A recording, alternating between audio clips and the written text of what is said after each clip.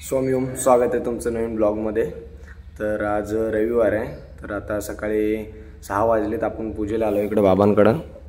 बघा सगळं आपल्याला जे जे लागतं अभिषेकाला ते सगळं आणून ठेवलं आता, गरम पाणी आणि ते सगळं।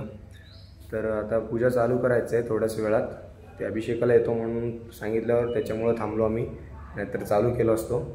आता बाकीचं तुम्हाला अभिषेक झाल्यावर बाबांना वस्त्र वगैरे काय कुठलं घालणार आहे ते दाखवतो तुम्हाला, आणि अभिषेक कसं होतं ते पण दाखवतो। तर पूर्ण अभिषेक संपलेला आहे। आता बाबांना आता कपडे वगैरे घालायला लागले बघा। आता बाकीचं गंध वगैरे लावायचं, आता फुलं वगैरे आणून ठेवलेलं आहे इथं, ते सगळं कट वगैरे करायचं आपल्याला। डिझाईन काढायला हेच फुलं वापरतो आम्ही। ते सगळं कट वगैरे झाल्यावर आता डिझाईन काढताना दाखवतो तुम्हाला।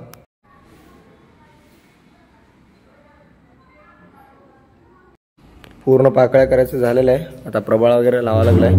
आता आपल्याला डिझाईन काढायचं आहे, तर बघूया काय काढायचं ते आपल्याला ठरवायचं आहे। 3 पाकळे आहेत आपले, गुलाबाचे आणि झेंडूचे, तर काढायचे डिझाईन आपल्याला आता।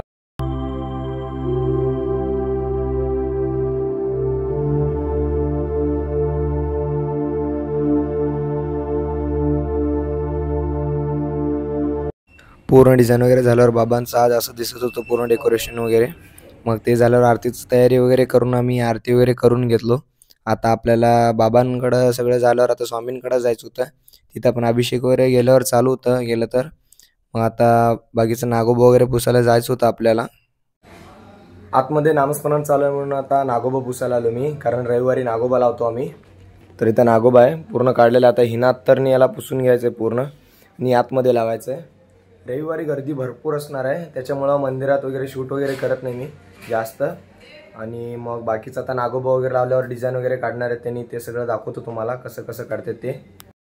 पूर्ण नागोबा वगैरे लावायचं झाल्यावर पूर्ण डिझाईन वगैरे काढायचं झालंय। आता असं दिसायला डेकोरेशन वगैरे सगळं। आत्ता पूजा वगैरे झालेली आहे, तर आता नाश्ता वगैरे करून आम्ही रविवार म्हणून आज सगळं सोलार वगैरे साफ करणार आहे। तर चला सोलार पहिला साफ करू।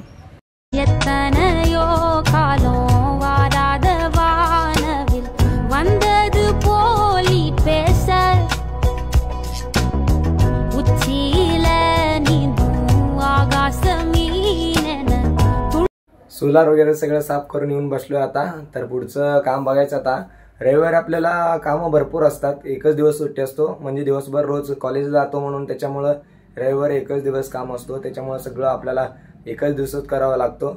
मग आता बघू पुढचं काम काय असतं। सोलार तर आता सगळं साफ केलो, दुपारी सगळं काम वगैरे करून आम्ही येऊन झोपलो होतो। तर आता संध्याकाळ झाले, संध्याकाळी उठलो आता। दुपारी थोडंफार पाऊस वगैरे आलं होतं, तर आता संध्याकाळी आपल्याला महाराजांचं आरतीची तयारी वगैरे करायचं असते।